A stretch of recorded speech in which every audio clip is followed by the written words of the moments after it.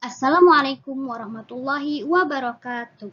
Kami dari kelompok 9 yang terdiri dari Siti Salma Fauzia Humaida, Tiara Ayu Paramudita, Airlangga Eka Purnomo, Kurota Ayun, dan Taufik Ma'arif ingin mempresentasikan tentang bentuk-bentuk penyelesaian sengketa. Bentuk-bentuk penyelesaian sengketa terbagi menjadi 3 bagian. Yang pertama, musyawarah, yang kedua, arbitrase, dan yang ketiga, pengadilan. Yang pertama yaitu musyawarah. Musyawarah menurut istilah fikih yaitu meminta pendapat orang lain atau umat mengenai suatu urusan. Kata musyawarah juga umum diartikan dengan perundingan atau tukar pikiran.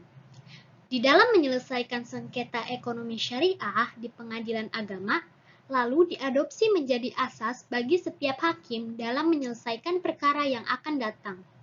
Upaya perdamaian diatur dalam Pasal 39 Undang-Undang Nomor 1 Tahun 1974 tentang perkawinan, Pasal 65 dan Pasal 82 Ayat 1 dan Ayat 2 Undang-Undang Nomor 7 Tahun 1989 tentang peradilan agama, Pasal 115 Kompilasi Hukum Islam, dan Surat Edaran Mahkamah Agung Nomor 1 Tahun 2016 tentang prosedur mediasi di pengadilan.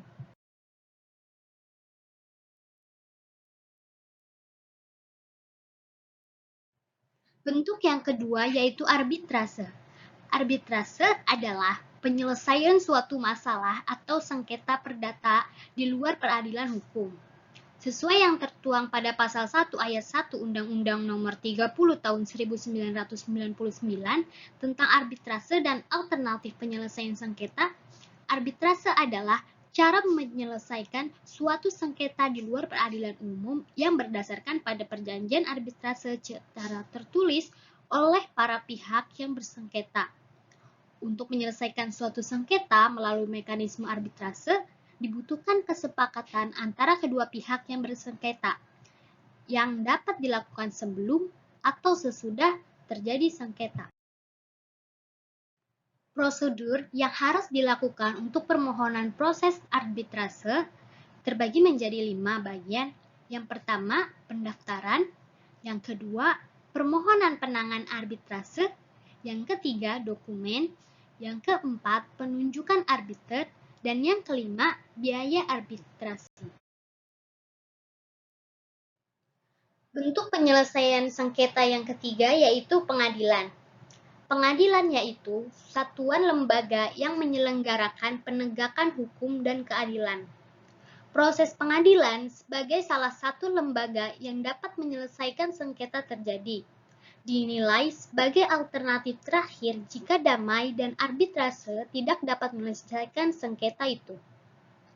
Pasal 10 Ayat 1 Undang-Undang Nomor 14 Tahun 1970 dan Undang-Undang Nomor 35 Tahun 1999 tentang pokok-pokok kekuasaan kehakiman. Indonesia terdapat 4 badan pengadilan: Pengadilan Negeri, Pengadilan Agama, Pengadilan Administrasi Negara, dan Pengadilan Militer. Dalam Undang-Undang Peradilan Agama tahun 1989, pada bab 3 dijelaskan bahwa kewenangan pengadilan agama meliputi perkawinan, kewarisan, wasiat, dan hibah yang dilakukan berdasarkan hukum Islam, wakaf, dan sedekah. Cukup sekian presentasi dari kelompok 9, kurang lebihnya mohon maaf.